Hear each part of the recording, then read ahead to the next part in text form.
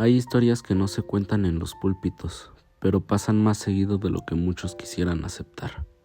Esta no solo es una historia de iglesia, es una historia de lealtad, de injusticia y de cómo hacer lo correcto a veces te cuesta todo. Mi nombre no importa, pero esta historia me marcó porque la viví de cerca. Ya llevaba tiempo sin pisar una iglesia. No estaba en contra de Dios, pero sí estaba en un punto donde ya no confiaba en muchas cosas. Aún así, un día decidí regresar. Pensé que tal vez era momento de volver a intentar, de acercarme otra vez, de empezar de nuevo. No sabía que ese día iba a cambiar todo. Ese día, dentro de la iglesia, pasó algo incómodo. El hijo del pastor tuvo una actitud conmigo que no estuvo bien. No fue un malentendido leve, fue de esos momentos donde sabes perfectamente que alguien se pasó, pero todos alrededor prefieren hacerse los que no vieron nada. Yo no dije mucho, pero alguien más sí. Hubo una persona que decidió no quedarse callada. No lo hizo con groserías, no lo hizo con falta de respeto, lo hizo como debería hacerse. Fue y pidió una explicación. Fue directo con los líderes, no para atacar, sino para aclarar lo que había pasado. Pero en ese momento aprendí algo. En algunos lugares no importa si tienes razón, importa a quién estás confrontando. Desde ese día todo empezó a cambiar. Al principio no fue evidente, no hubo un ya no vengas, no hubo un rechazo directo. Fue más sutil, más silencioso, más incómodo. Las miradas cambiaron, el trato ya no era igual, las conversaciones se volvieron cortas, las invitaciones dejaron de llegar. Poco a poco le fueron haciendo a un lado, y es curioso cómo funciona eso, porque no te sacan de golpe, te van empujando poco a poco hasta que tú mismo sientes que ya no encajas, hasta que un día simplemente entiendes que ya no eres bienvenido.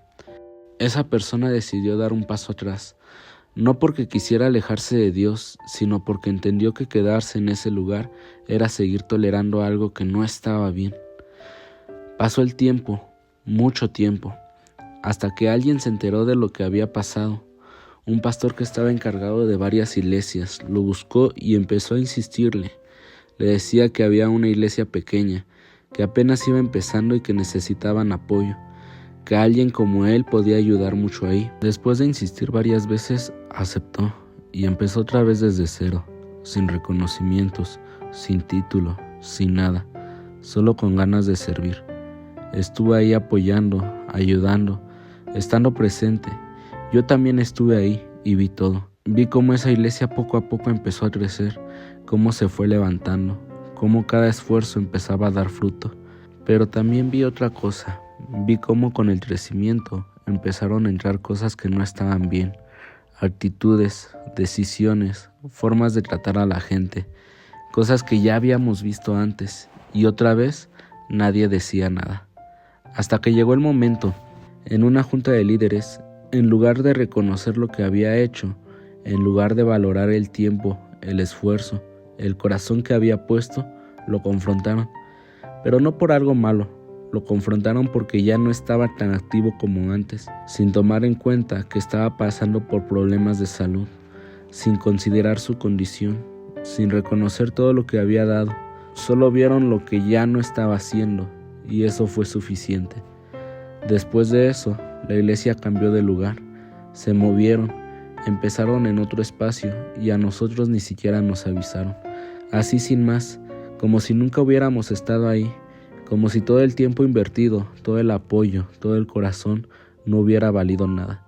Ahí fue donde entendí algo que no se predica mucho, que en muchos lugares te quieren mientras sirves, pero cuando ya no puedes, cuando te cansas, cuando necesitas tú, simplemente dejan de verte.